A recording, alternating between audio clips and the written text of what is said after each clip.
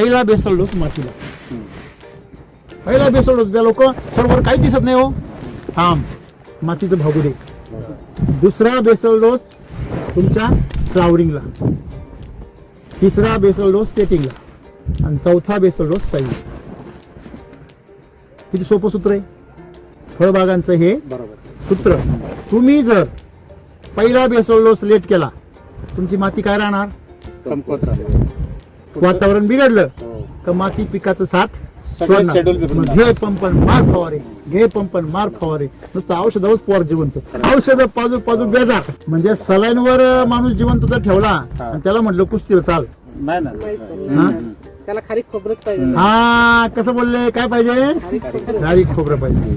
खारीक खोबरं जर खाऊ घातलं तुम्ही, ते पण कधी मातीला खाऊ घातलं तर गांडोळा पैलवान होतील, तुमचे मायकोरायझा पैलवान होईल, तुमचे जीवाणू जे आहे ते काय होतील, पैलवान होतील. मग तुमचे जमीनचे सगळे जीव जर पैलवान झाले तर तुम्ही आरामशीर पाऊस झाल्यावर घरामध्ये झोपून घे. लोकांच्या पाऊस झाल्यावर काय उडतात, तुम्हाला जर पावसात आरामशीर झोपायचं असेल, ज्या वेळेस तुम्ही बेसल डोस टाकता तेव्हा तुम्ही जागे राहा आणि प्रत्येक झाडाच्या त्या जीवांना, पांढऱ्या मुळ्यांना, तिथल्या मायकोरायझाला, गांडुळांना खायला मिळतं का पहा. नाही तर मग वेगळेपणा करता लोक आणि बेलवर टाकतात ते खत आणि तिला गांडूळ खत बनवता. शेतीला गांडूळ पाहिजे का खत पाहिजे, गांडूळ पाहिजे. काय पाहिजे,